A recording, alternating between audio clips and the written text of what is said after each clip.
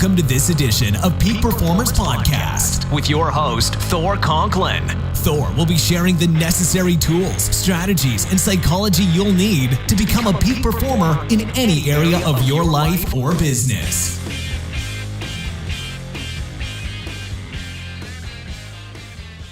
Welcome back to another episode of the Peak Performance Podcast. I'm your host, Thor Conklin, and I promised you a couple weeks ago that I would come back on the show and I would report in on my year-long goal of completing an Ironman. Well, it is the middle of October, and I have completed my first Ironman at the end of September in Chattanooga, Tennessee, and I'm getting ready to complete my second one coming up here in the first week of November. But it's really interesting because, things don't always go according to plan. As a matter of fact, you can see the medal back there somewhere. I can't see it. It's there somewhere. Threw it on the, I should have it hanging. If you're listening to audio, I've got my bookcase behind me. So things don't always go according to plan. Well, it just so happens that there was major flooding in Tennessee. And as a result of this, many towns north of Chattanooga were absolutely flooded. They were just a lake. And as those waters seceded back into the Tennessee River, it brought the E. coli levels 20 times normal levels. So it was absolutely impossible to swim in the the Tennessee River. So the swim portion was canceled. And as you can imagine, after training for a triathlon, not a biathlon, for 10 months, I was not very happy to have that occur, but there was nothing I could do. I could decide not to race that weekend, but I decided to move forward and continue. So that was number one. So no swim. Now, had I been resourceful enough, what could I have done? I didn't think about this actually until the race was over. I could have simply gone to the YMCA at 4:30 in the morning, swam my 2.5 miles, got dressed, got ready for the bike, and proceeded on the bike. Now, the swim portion would not have been part of the official race, but I would have completed the distance that was required. Now, what's interesting is that the Chattanooga Ironman is actually, instead of a 112-mile bike, it has a 116-mile bike. You don't think those extra 4 miles mean anything until you've gone 112 miles and you think you're done, and you actually have another 4. So even though the 2.5-mile swim was canceled, the entire distance of this Ironman distance is normally 140 miles, 0.6. This was actually 142.2. Ironman, for those that you that are not aware, is a 2.5-mile swim, 112, or in this case, 116-mile bike, and a marathon at the end, 26.2 miles. Next, I'm out on the bike, and I'm about 50 miles into the bike, and my computer dies. So I no longer know how fast I'm going. I no longer know how much distance I've already covered. It's dead, not working anymore. Go another 30 miles. I'm about 80 miles into the race, and my chain breaks. Now, I am not a fast racer to begin with. I'm nice and slow and steady. Now I've broken a chain. Since I was not a fast racer or seated fast in this race, I started the bike 35 minutes after the professionals left. I was number 2,476, I believe. There's about 2,700 participants in this race. So I was towards the end. So I already was a half hour behind, and they have cutoffs. If you don't finish the bike in a certain number of hours, they cut you off. They take you off the course, and your race is done. I was not going to allow that to happen after training for 10 months. So I broke my chain, and I'm on the side of the road for a little over a half hour before one of the vans that there's a roving team that go around and help people that end up with mechanical issues. Got that fixed, got back on the course. Again, nothing was going to get in my way of making this happen. Broken chain, starting late, didn't matter. I blew my knee out 4 weeks ago. That wasn't going to stop me. I was in better shape 4 weeks before the race than I was actually for the race because I wasn't able to continue training on the run. But chain breaks, get that fixed. We're back working. Now, one of the keys there is you always need help. You know, if it's to be, it's not up to me, it's up to we. Make sure in your business that you're finding those resources and those teams around you that can help you and assist you, both internally and externally. Always be asking for help. And I know for a lot of the men out there, asking for help is not something that it comes natural to us, but it's something that will get us further faster. So if you need something, ask for help. Then I didn't decide, but I'm finished with the bike. I made it in time. I made the cutoff time. Now it's time to start the marathon. And the marathon was a 2-loop marathon. You go out a mile, you do a 1 12-mile loop, you go around, do another 12-mile loop, and then 1 mile back in. On my first loop, right around the 12-mile marker, I come up to an aid station. And at this aid station, I get some water, I get some Gatorade, I get some pretzels, and it was actually a bigger one than most. It actually had another side to it, so it was kind of like a buffet. So I'm like, all right, let's see what's on the other side. Similar stuff. And then I proceeded to run finish that first loop, and now I'm coming around for my second loop. Now, I'm looking at my watch. My time is doing really well. I'm ahead of schedule. I ran that faster than I thought I would. Everything's looking great.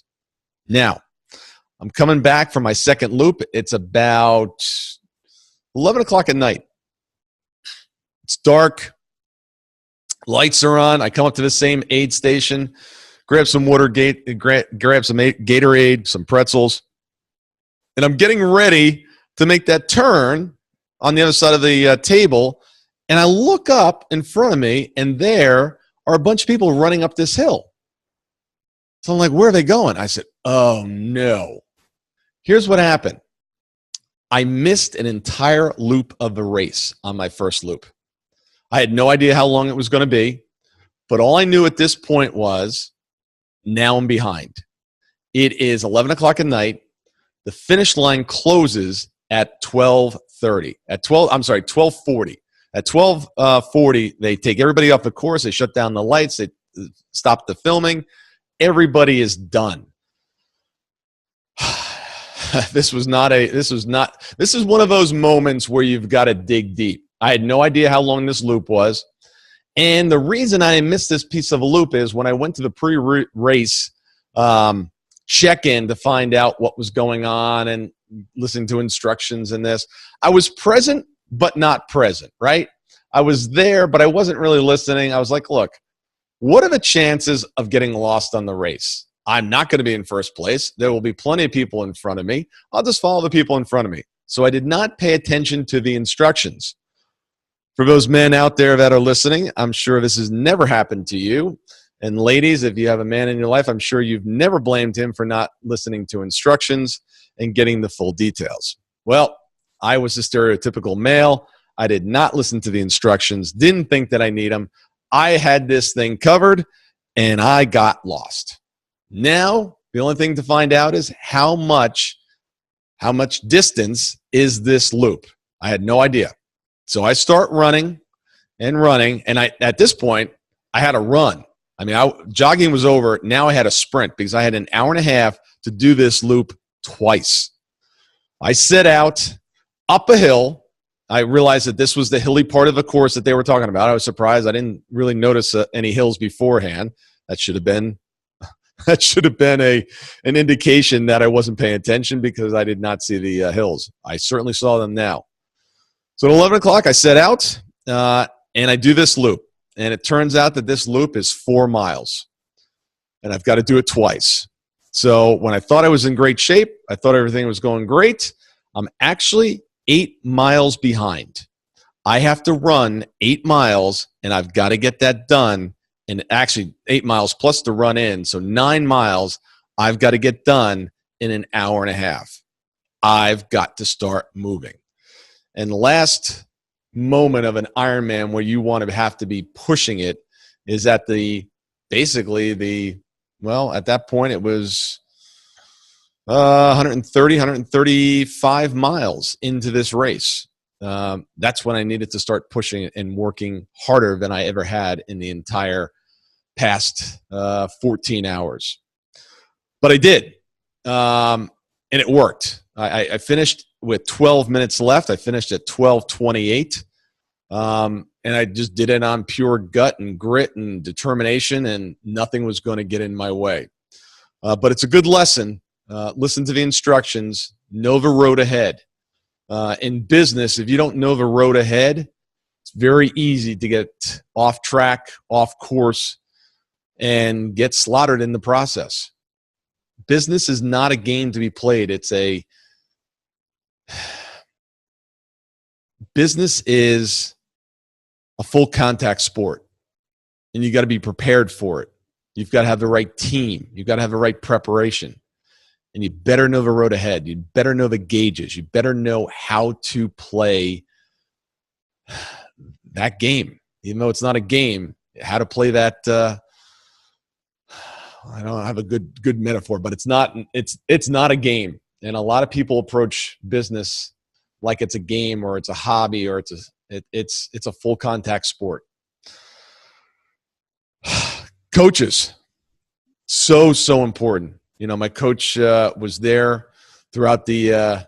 She was actually looking for me. I got lost because I didn't cross one of the timing mats, so she had no idea whether I was in a ditch, if I was hauled off to the hospital or what happened. But having that team, having that person and those people prep you for the event, absolutely important.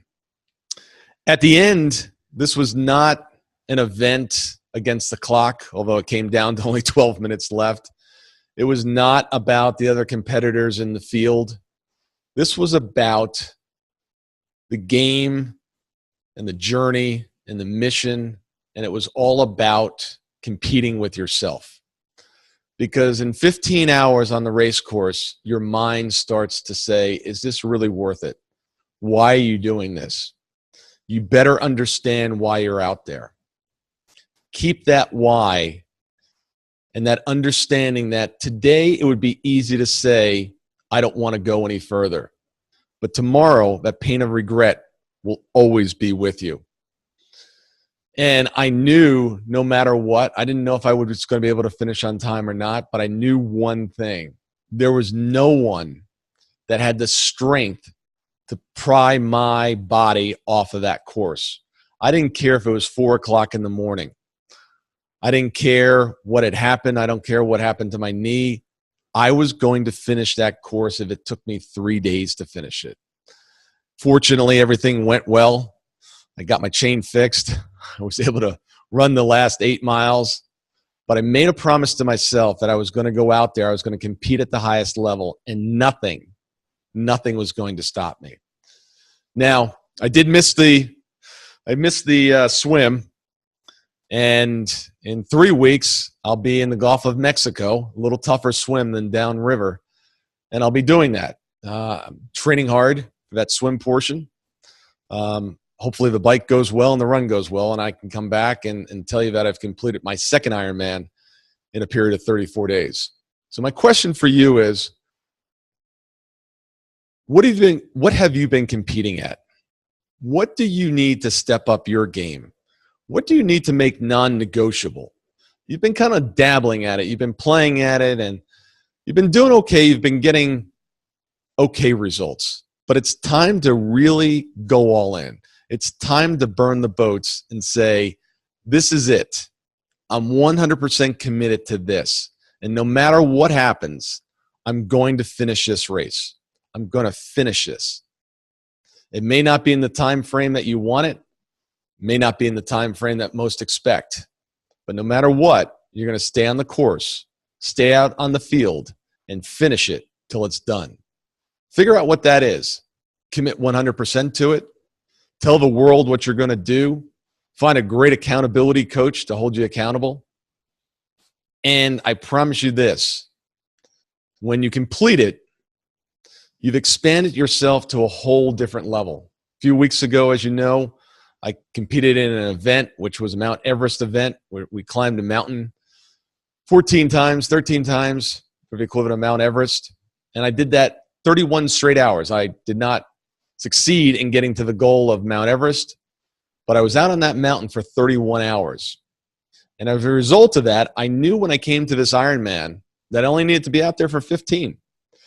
And in the back of my mind, I said, you know what? A couple weeks ago, you did something for 31 straight hours. You got this. This is only 15 hours. Now, that really, really helped at the end of the day because I just got into a groove and just kept going. But anyway, this is about you. What do you need to do? What do you need to commit to? What do you need to make non-negotiable? Figure that out. Stay the course. Until then, have an absolutely amazing day, and I look forward to seeing you back here on the Peak Performers Podcast.